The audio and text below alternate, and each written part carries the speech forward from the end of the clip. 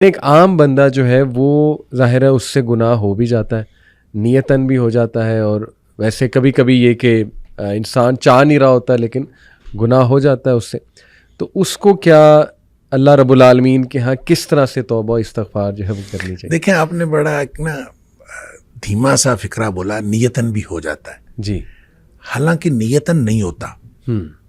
گناہ جو ہے دیکھیں کل بنی آدم خطاؤن، صحیح، اگرچہ نبی پاک صلی اللہ علیہ وسلم نے فرمایا ہر آدم کا بیٹا خطا کار ہے، صحیح، ہر انسان سے خطا ہو جاتی ہے. بالکل ٹھیک، وخیر الخطائین التوابون، بہترین خطا کار وہ ہیں جو واپس آ جاتے ہیں. اللہ اب مسئلہ یہ ہے کہ ہو جاتا ہے اور کر لیا جاتا ہے، اس میں فرق ہے.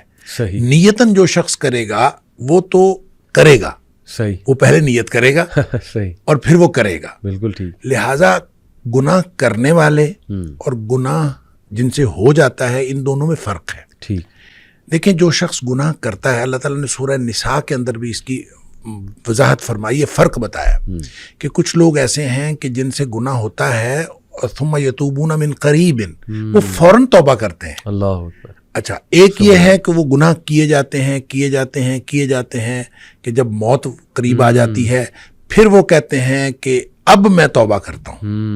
ان کی توبہ اللہ قبول نہیں کرتا. اللہ اکبر، اب ان دونوں میں فرق ہے. فرق وہ نیت سے کرنے کا اور ہو جانے کا ہے. ٹھیک، اچھا، جو شخص نیت سے گناہ کرتا ہے میں ان کو کہا کرتا ہوں کہ یہ سیانے گناہ گار ہیں، اللہ، یعنی سوچ سمجھ کر گناہ کرتے ہیں. صحیح، اور سوچ سمجھ کر گناہ کرتا ہے انسان اس وقت کرتا ہے جب انسان اپنے آپ کو معاشرے کے ساتھ کمپیئر کرتا ہے اور انسان کہتا ہے کہ معاشرے میں اتنے گناہ ہو رہے ہیں صحیح، تو یہ میں ایک چھوٹا سا گناہ کر لوں گا تو کیا فرق پڑتا ہے. جب آدمی یہ سوچ کے گناہ کرتا ہے، حالانکہ صحیح، ایک تو انسان کی استطاعت کا کسی دوسرے کی انسان کی استطاعت کے ساتھ کمپیریزن ہے ہی نہیں. بالکل ٹھیک، لا یکلف اللہ نفسا الا وسعها جو ہے ہر شخص کا امتحان اس کی استطاعت کے مطابق. صحیح، لہذا ہو سکتا ہے کہ کوئی دوسرا کوئی بڑا گناہ کر کے بھی بخشا جائے اور آپ کو چھوٹا سا گناہ پکڑوا دے، یہ ہو سکتا ہے. لہذا آپ کسی کے ساتھ کمپیریزن نہیں کر سکتے. صحیح، صحیح، آپ کی استطاعت، آپ کی صلاحیت وہ الگ ہے، دوسرے کی استطاعت اور صلاحیت الگ ہے. صحیح بات، اس کا امتحان اس کی استطاعت کے مطابق، آپ کا امتحان آپ کی استطاعت. ٹرو، لہذا اس کی کمپیریزن آپ کر نہیں سکتے. لیکن جو گناہ کرتے ہیں وہ عام طور پہ اس کو بنیاد بناتے ہیں، لوگ اتنے بڑے بڑے گناہ کر رہے ہیں، ہم اتنا چھوٹا سا کر لیں. یہ جب سوچ سمجھ کے کرتے ہیں تو اس کانسیپٹ سے توبہ کی عام طور پہ توفیق نہیں ملتی. اللہ، اس کی وجہ یہ ہے کہ آدمی نے سوچ سمجھ کے کیا ہوتا ہے کہ کوئی حرج نہیں ہے کہ میں کر لوں گا تو کیا حرج ہے. اس کو پھر توبہ کی طرف بالعموم اس کا دھیان توجہ ہی نہیں جاتی، کیونکہ اس نے سوچ کے کیا ہوتا ہے کیا حرج ہے. بالکل ٹھیک. دوسرے گناہ گار وہ ہیں جن سے ہو جاتا ہے، وہ اس نے یہ طے کیا ہوتا ہے کہ یا اللہ میں نے کوئی گناہ نہیں کرنا. اللہ کے ساتھ نیتاً صحیح، اس نے یہ بات طے کی ہوتی ہے کہ میں نے کوئی گناہ نہیں کرنا. بالکل ٹھیک، گناہ اس سے بھی ہو جاتا ہے. صحیح بات، کیونکہ کلو بنی آدم خطا، یعنی ایسا تو ہو نہیں سکتا کہ اس سے گناہ.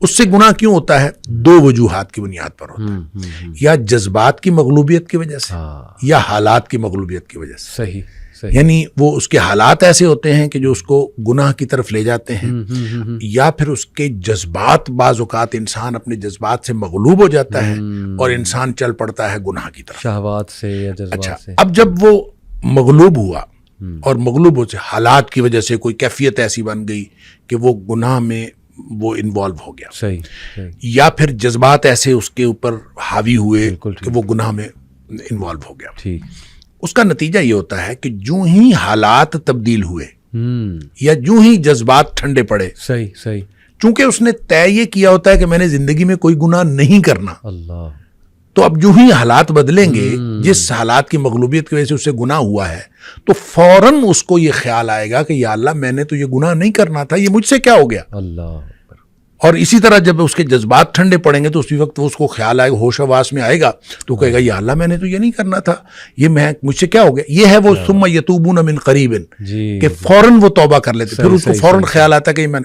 وہ جو ندامت اور شرمندگی اس کو ہوتی ہے، اللہ، وہ جو پشیمانی اس کو ہوتی ہے، جی، یہ ندامت اصل میں اللہ کو پسند ہے، کیا بات، کہ انسان کو ندامت اور شرمندگی ہو کہ یا اللہ میں گناہ کر بیٹھا ہوں، میں نے تو یہ نہیں کرنا تھا۔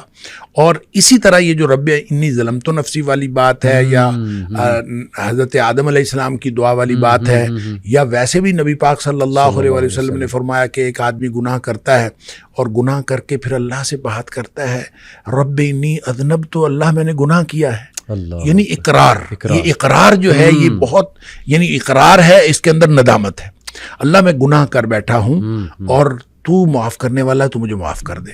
یہ ندامت اور شرمندگی جو توبہ کی شرائط میں سے بھی ہے، اور یہ وہ نقطہ ہے جو اصل میں اللہ تعالیٰ کو پسند ہے، تو جس کے اندر یہ ندامت اور شرمندگی آتی ہے وہ توبہ بھی کرتا ہے، اللہ تعالیٰ کو پسند بھی آتا ہے۔ اور اللہ کو کتنی توبہ پسند آتی ہے اس کے لیے تو وہ حدیث ہے بڑی معروف، کہ نبی اکرم صلی اللہ علیہ وسلم نے فرمایا کہ اگر کوئی شخص جو ہے، وہ ایک مثال دی آپ نے کہ کوئی شخص جنگل میں سفر کر رہا تھا صحرا کے اندر، اور سارا اس کا سامان اونٹنی پہ لدا ہوا، اور اس نے ایک کسی درخت کے نیچے سستانے کے لیے وہ ٹھہرا، تو کچھ دیر بعد اس کی آنکھ کھلی تو اس کا اونٹ غائب تھا، صحیح، جس کے اوپر ساری اس کی گویا مال و متاع بھی اسی پہ تھا، سفر بھی اسی پہ کرنا تھا۔ اب لق و دق صحرا ہے، میلوں لمبا چوڑا، تو وہ ادھر ادھر دیکھتا ہے، اس کو کچھ نظر نہیں آتا، تو اس کا خیال یہ ہے کہ اب میں اگر چلوں گا تو بھی موت ہے، بیٹھا رہوں گا تو بھی موت ہے، اس کے علاوہ کچھ نہیں۔ تو زندگی سے مایوس ہو کے وہ بیٹھ رہتا ہے،